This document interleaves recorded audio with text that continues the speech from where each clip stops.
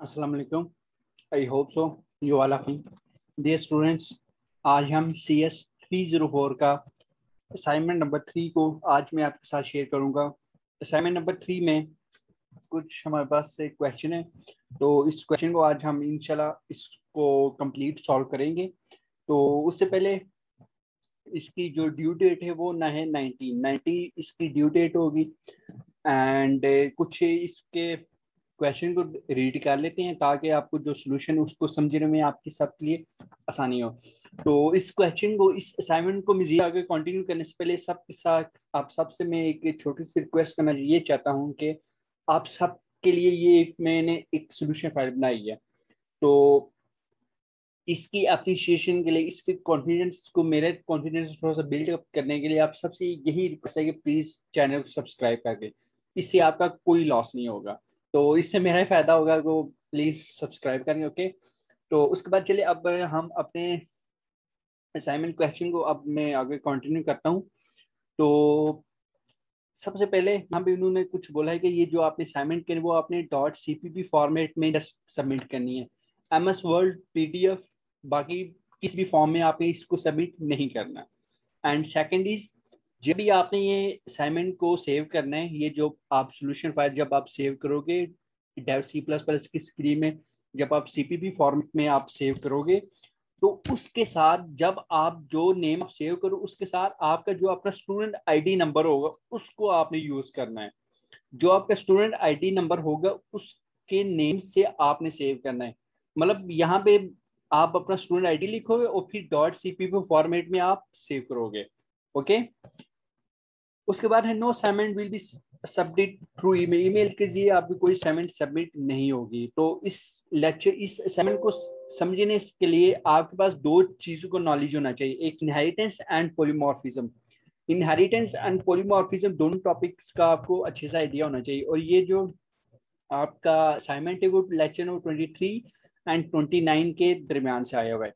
तो अब चलिए अब अपने क्वेश्चन को रीड करते हैं। क्वेश्चन के मजीद वर्डिंग बाय वर्डिंग इसको समझाने से पहले मैं आपको एक शॉर्टकट आपको बता देता हूँ कि इस असाइनमेंट में आपके साथ दो चीजें हैं। वो ये कह रहे हैं कि एक कंपनी है, वहां पे कुछ एम्प्लॉयज है वीकली बेसिस के। वहां पे टू टाइप्स के एम्प्लॉयज है, एक सैलरीड एम्प्लॉयज है and second is hall employees. जो सैलरीड एम्प्लॉयज है, मतलब जो आपसे सैलरी लेते हैं, जो कंपनी सैलरी पे देती है एम्प्लॉयज को, जो सैलरीड एम्प्लॉय है वो वीकली सैलरी है, मतलब उनकी वीकली फिक्स एक सैलरी है। अगर कोई एक एम्प्लॉय वीकली 7,000 या 10,000 ले रहा है, उसका हर वीक का 10,000 होगा, ओके। लेकिन अब जो दूसरी टाइप है हॉल एम्प्लॉयज, वहां पे उसकी फिक्स सैलरी नहीं है, बल्कि उनकी सैलरी उनके घंटों के मुताबिक होगी, उनके हॉर के मुताबिक होगी। अगर वो 40 हॉर के मुताबिक, अगर अगर वो एक वीक में 40 हॉर 40 घंटे काम करते हैं, तो उसकी सैलरी फाइंड करने के लिए हमारे पास उन्होंने ये एक फार्मूला दिया, salary equal to wage multiply hour. जबकि दूसरी कंडीशन ये है कि अगर वही एम्प्लॉयज एक वीक में 40 घंटे से ज्यादा काम करते हैं, तो फिर हमने ये वाला फार्मूला यूज करना है, salary equal to 40 multiple wage plus आगे मजीद कंटिन्यू। अब मतलब ये इसका फार्मूला होगा, ओके। अब मैं इसको मजीद आगे कंटिन्यू डिफाइन नहीं कर।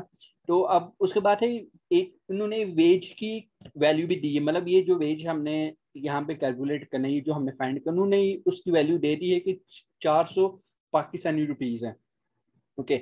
तो उसके बाद है यहाँ पे उन्होंने कुछ डॉक्यूमेंटेशन है, इसको थोड़ा सा रीड कर लेते हैं। वो ये है, कह रहे हैं कि company wants to implement C plus plus program that perform its payroll calculation. आपने यहाँ पे पे रोल कैलकुलेशन परफॉर्म करनी है।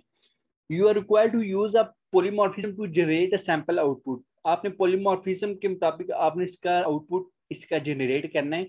The detail of data members and member function for each of provided in the given class diagram. नीचे इस diagram के अंदर इसकी सारी data members and data member functions मजीद इसके अंदर इन्होंने डिफाइन किए हुए हैं। उसके बाद है, it is part of your assignment to understand the class diagram and then implement class diagram इनको सी प्लस प्लस कोडिंग। उन्होंने ये बोला है कि ये इस डायग्राम को समझना ही आपकी मेन असाइनमेंट है। अगर आपको इस डायग्राम की समझ आएगी तो आप असाइनमेंट कर लोगे। अच्छा, अब इस डायग्राम के मुताबिक क्या, अब हम डायग्राम पे थोड़ा सा फोकस करते हैं। तो डायग्राम में यहाँ पे 3 क्लासेस हैं। सबसे पहले है एक क्लास है एम्प्लॉय, सैलरी एम्प्लॉय और हार्ली एम्प्लॉय। 3 क्लासेस हमने बनानी है। सबसे पहले एम्प्लॉय के अंदर जो आपकी एक क्लास होगी एम्प्लॉय वाली। एम्प्लॉय के अंदर 2 डाटा मेंबर्स हैं, नेम और एज। ये जो माइनस से माइनस प्लस प्लस है, आपके जेल में जरूर आ रहा होगा ये क्यों लिखा हुआ है। ये एक क्लास डायग्राम के एक रूल होता है। जो डाटा मेंबर्स होते हैं उसके साथ हम हमेशा माइनस साइन यूज करते हैं, और जो डाटा सॉरी जो मेंबर फंक्शंस होते हैं उनके साथ हम प्लस साइन यूज करते हैं। तो ये प्लस माइनस उस रूल के मुताबिक है। अच्छा, अब अपने पॉइंट पे आते हैं। तो यहाँ पे employee and salaried employee and hourly employee हमारे पास 3 क्लासेस हैं। ये हमारे पास होगी मल्टीपल इनहेरिटेंस। देखो, एक एम्प्लॉय, उसके बाद मजीद आगे 2 क्लासेस हैं, salary employee and hourly employee. First employee के अंदर नेम और एज हमारे पास डाटा मेंबर है, setter, getter, calculate, salary and print हमारे पास 4 मेंबर फंक्शंस होंगे। और उसके बाद सैलरी एम्प्लॉय की जो हमारे पास क्लास होगी उसके अंदर हमारे पास एक डाटा मेंबर होगी, वीकली सैलरी, फिर कैलकुलेट सैलरी और प्रिंट सैलरी के 2 हमारे पास मेंबर फंक्शंस हैं। और उसके बाद हॉली एम्प्लॉय के अंदर हमारे पास 3 डाटा मेंबर्स हैं, हॉर्स, वेज एंड सैलरी। जबकि 2 मेंबर फंक्शंस है, कैलकुलेट सैलरी एंड प्रिंट। ये हमारे पास 2 मेंबर फंक्शंस हो गए। तो जैसे उन्होंने सब कुछ 80% उन्होंने आपको सब चाहिए बता दिया कि आपने करना क्या है। 80% ही आपकी जो असाइनमेंट है इन्होंने यहीं पे आपकी सॉल्व कर दी इसी डायग्राम से। तो ये असाइनमेंट कोई इतनी टफ नहीं है। तो यहाँ पे इन्होंने इसका आउटपुट भी बता दिया कि हाउ मैनी एम्प्लॉयज आपने सबसे पहले एंटर करना है, आपने कितने एम्प्लॉयज का डाटा एंटर करना है। जब आप अगर आप 2 करोगे तो वो आपसे 2 ऑप्शंस मांगेगा। अगर जब आप एस प्रेस करोगे तो सैलरी एम्प्लॉय आपसे वैल्यू लेगा। अगर आप एच प्रेस करोगे तो वो हॉल एम्प्लॉय की आपसे वैल्यू लेगा। जब आप एस प्रेस करो वो सैलरी एम्प्लॉय की एम्प्लॉय नेम, उसकी एज और सैलरी। फिर हॉल एम्प्लॉय के अंदर वो आपसे उसका नेम लेगा, फिर उसकी एज लेगा एम्प्लॉय की। फिर वो और कितने घंटे उसने एक वीक में काम किया है उसकी वो वैल्यू लेगा। और फिर एंटर वेज, वेज की वैल्यू एंटर लेगा, आपसे डिमांड करेगा। तो फिर उसके बाद आपने ये दोनों जो वैल्यूज आप यहाँ से यूजर से आपने एंटर की, फिर उसको हम डिस्प्ले करेंगे सिंपली। ये आपका एक सिंपली आपका ये क्वेश्चन है। अच्छा, अब हम अपने क्वेश्चन में आते हैं। तो क्वेश्चन में आपका ये आपका सोल्यूशन फाइल है।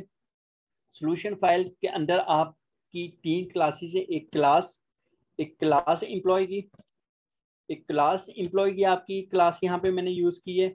जबकि दूसरी यहाँ पर मैंने दूसरी क्लास यूज की है सैलरी एम्प्लॉय, जबकि इसको मैंने इनहेरिट किया हुआ है पब्लिक एम्प्लॉय को, क्योंकि उन्होंने बोला है कि आपने इसको इनहेरिट करना है।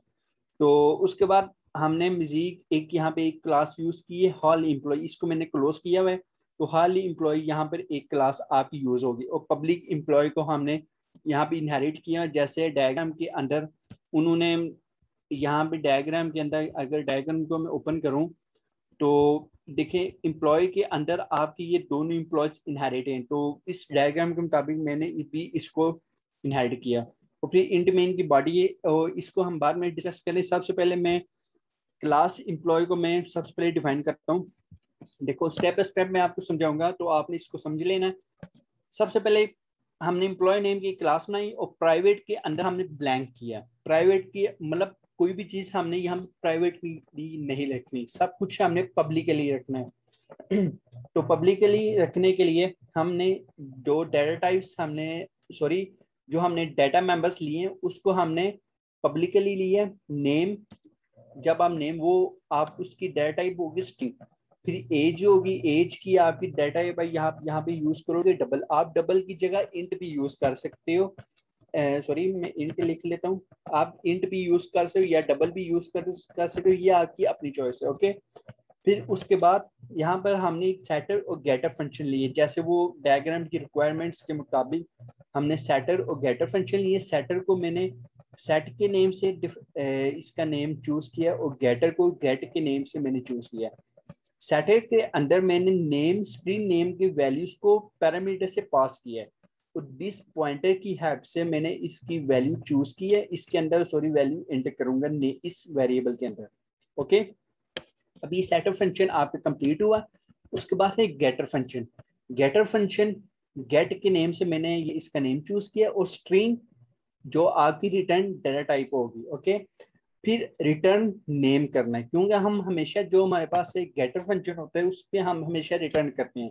तो गेटर फंक्शन के अंदर मैंने उस नेम को रिटर्न किया है रूल के मुताबिक। ओके, उसके बाद calculate salary and wide print के नेम से मैं भी इसको भी इंट कर लेता हूँ। ये भी मैंने इसको वाइड ऐसे ही लिख लिया।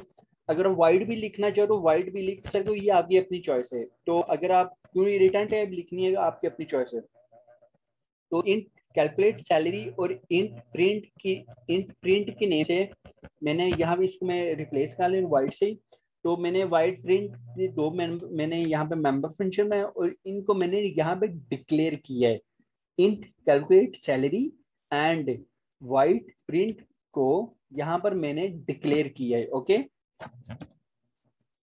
ओके, उसके बाद मैंने इस क्लास को क्लोज किया। इसको मैं जस्ट डिक्लेयर कर, इसको हम आगे डिफाइन नेक्स्ट स्टेप में करेंगे। ओके, उसके बाद है यहाँ पे मैंने क्लास बनाई है सैलरी एम्प्लॉय की। सैलरी एम्प्लॉय की मैंने यहाँ पे क्लास बनाई है और एम्प्लॉय को मैंने पब्लिकली यहाँ पे इनहेरिट किया हुआ। अब यहाँ पे प्राइवेटली मैंने कुछ भी नहीं किया, क्योंकि मैंने यहाँ पे प्राइवेट मेरे पास कोई डिमांड नहीं है। तो पब्लिकली इस जो डाटा टाइप है यहाँ पे मैंने डिक्लेरेशन की वीकली सैलरी नेम की, यहाँ पर मैंने डिक्लेयर किया वेरिएबल को और इसको पब्लिकली किया है। ओके, अगर मैं इसको प्राइवेट करूंगा तो ये मेरे पास एरर आएगा, और ये अगर असाइनमेंट की डिमांड के मुताबिक ये हमारा क्वेश्चन ठीक तरह से रन नहीं हो रहा, तो इसलिए इसको पब्लिकली ही किया है। हमेशा आपने जो भी मैंने ऊपर दो क्लासेस बनाई हैं, इसको आपने हमेशा पब्लिक के अंदर ही आपने इसको डिक्लेयर करना है। ओके, उसके बाद यहाँ पर मैंने इंट कैलकुलेट सैलरी नेम की एक मजीद क्लास बनाई है और जो वीकली सैलरी आपकी होगी उसको मैंने यहाँ पे रिटर्न कर दिया। फिर उसके बाद प्रिंट नेम का एक मैंने यहाँ पे फंक्शन बनाया। प्रिंट नेम के अंदर मैंने यहाँ पे डिस्प्लॉय एम्प्लॉय इंफॉर्मेशन जो सी आपकी होंगी, एम्प्लॉय नेम, एम्प्लॉय एज और एम्प्लॉय सैलरी।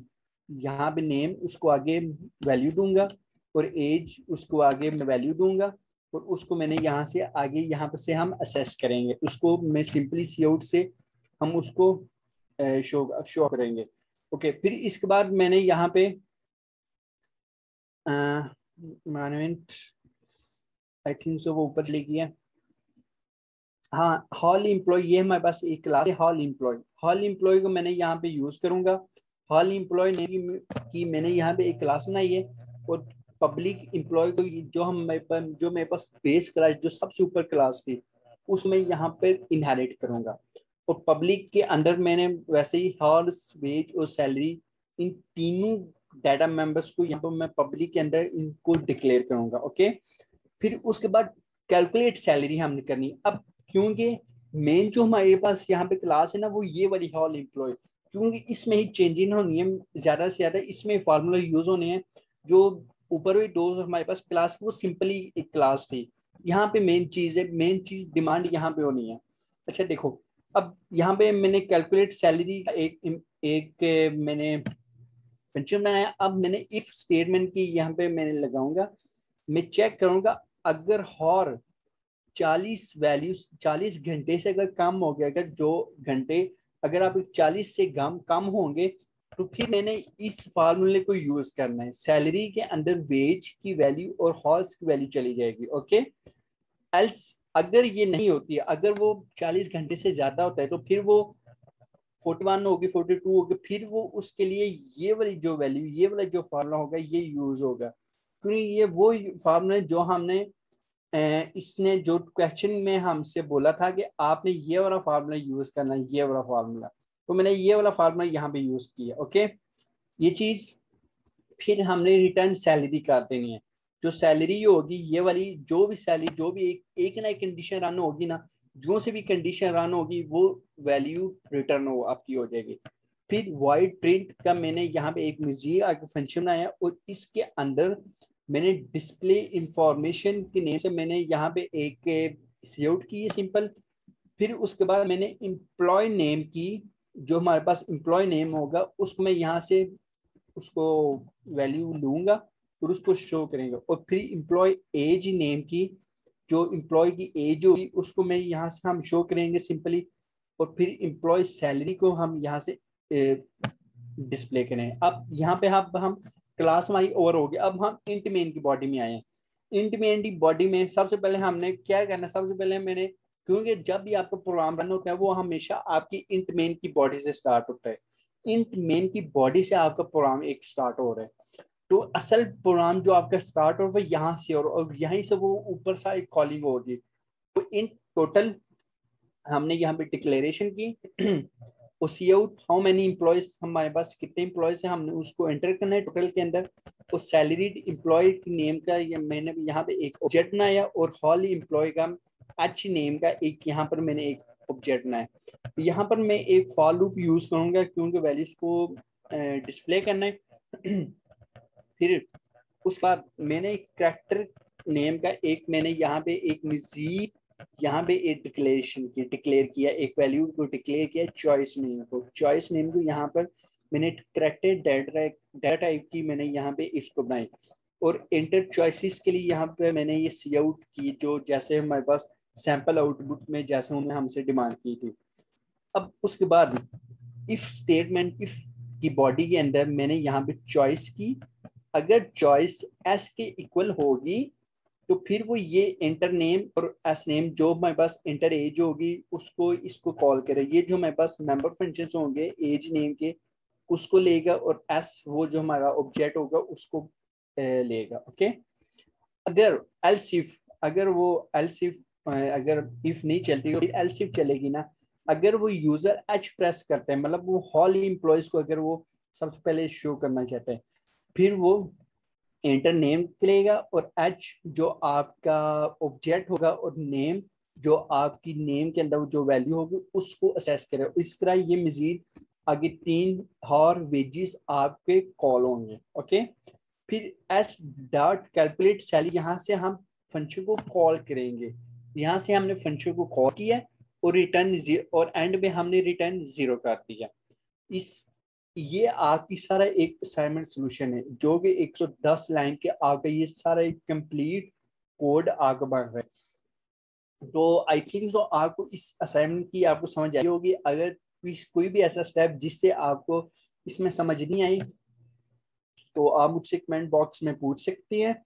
एंड इसके अलावा जब भी आपने एक बार हमेशा याद रखना, आप इसको मजीद कॉपी पेस्ट मत करना। अगर आप कॉपी पेस्ट करोगे तो मैं 100% आपको कह रहा हूँ आपका क्वेश्चन रॉन्ग होगा, आपका सोल्यूशन रॉन्ग होगा, कॉपीराइट का इशू होगा। कभी भी आप ऐसा मत करना, सेम कॉपी पेस्ट से अवॉइड करना।